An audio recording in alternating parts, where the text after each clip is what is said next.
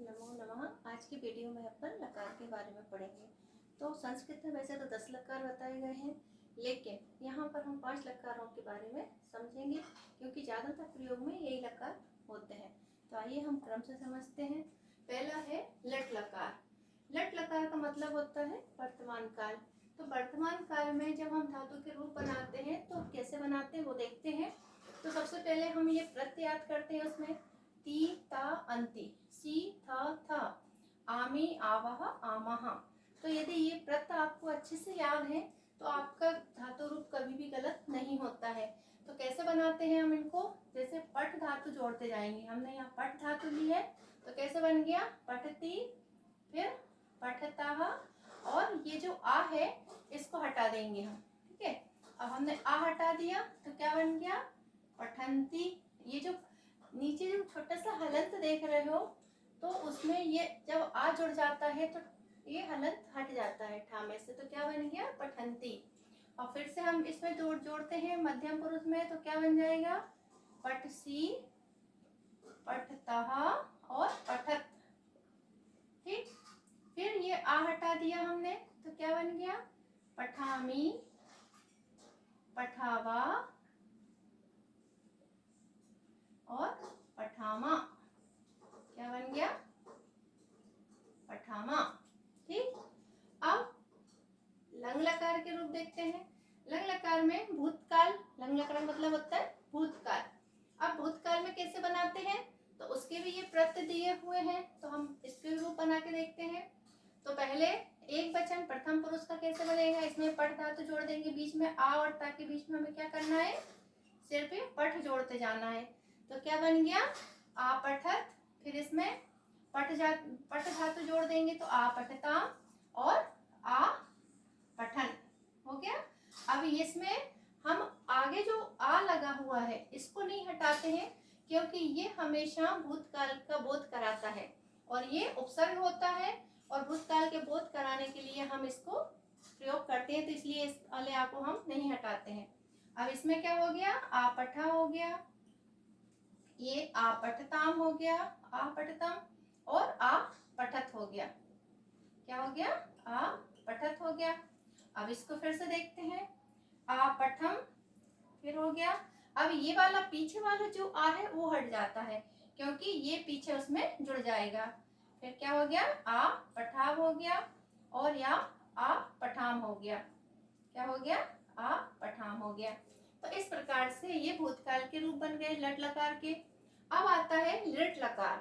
Lit लकार का मतलब होता है भविष्य काल। जब हम कोई भी बात को भविष्य काल में बनाते हैं तो इसका प्रयोग करते हैं। धातु रूप कौन सी लगाएंगे भविष्य काल की लगाएंगे, वो मैं आपको आगे आने वाले वीडियो में बताऊंगी कि हम इसके वाक्य कैसे बनाते हैं। तो अब चलिए हम इसको देखते हैं। तो इसमें कुछ भी नहीं करते हैं, ये शयति इष्यति ये जोड़कर इसके रूप बनाते हैं। तो देखिए कैसे बनाते हैं। तो हम पहले जोड़ेंगे पठिष्यति।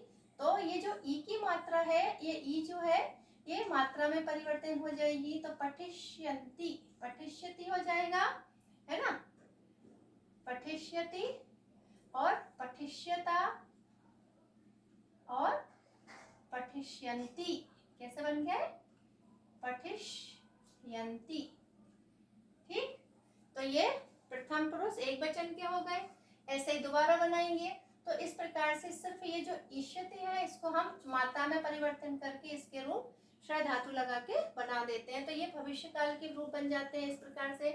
अब आता है लोट लकार। लोट लकार का मतलब होता है आज्ञार्थ। जब हम कोई भी बात आज्ञा देने के लिए करते हैं, जैसे तुम ऐसा करो, तुम्हें ऐसा करना चाहिए, तब उसमें लोट लकार के रूप का प्रयोग हम करते हैं।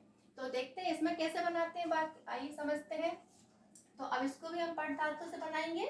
तो इसमें क्या जोड़ देंगे पठतु, फिर हमसे पठ जोड़ देंगे इसमें, तो क्या बन गया पठता। फिर इसमें से आ हटा दिया वैसे ही, तो क्या बन गया पठंतु। फिर इसको क्या करेंगे पठा, तो ये आ हट जाएगा तो क्या बन गया पठा हो गया। फिर पठतम हो जाएगा और पठत हो जाएगा। ठीक, फिर इसमें से आ हटा दिया तो क्या बन गया पठानी हो गया, और पठाव हो जाएगा और पठाम। ठीक है, इजी है बनाना, कुछ भी नहीं करना है, सिर्फ आपको ये टेबल याद करना है और इसके द्वारा आप इन 5 प्रकार के लकारों के रूप बना सकते हो। अब आता है विधिलिट लकार। विधिलिट लकार का मतलब होता है चाहिए के अर्थ में। तो चाहिए के अर्थ में तुम्हें धर्म का पालन करना चाहिए, तुम्हें ऐसा करना चाहिए। तो जहाँ पर हम इस प्रकार के वाक्यों का प्रयोग करते हैं तो हम विधिलिट लकार का प्रयोग करते हैं। तो यहाँ पर भी जो ये ई की मात्रा है ये ए में परिवर्तित हो जाती है। ई हट जाएगा तो क्या बन जाएगा, पठेत हो गया।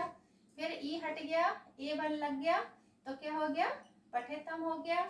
फिर ई हट गया, ए की मात्रा बना दी उसको हमने तो क्या बन गया, पठेयु। फिर ई हटा दी तो क्या बन गया, पठे। फिर पठितम। ई की मात्रा हमें, ई को हम मात्रा में परिवर्तन कर देंगे ए के में तो क्या हो जाएगा, पठेत। ठीक है, अब पठेयम, फिर पठेव और पठेम, क्या बन गया, पठेम।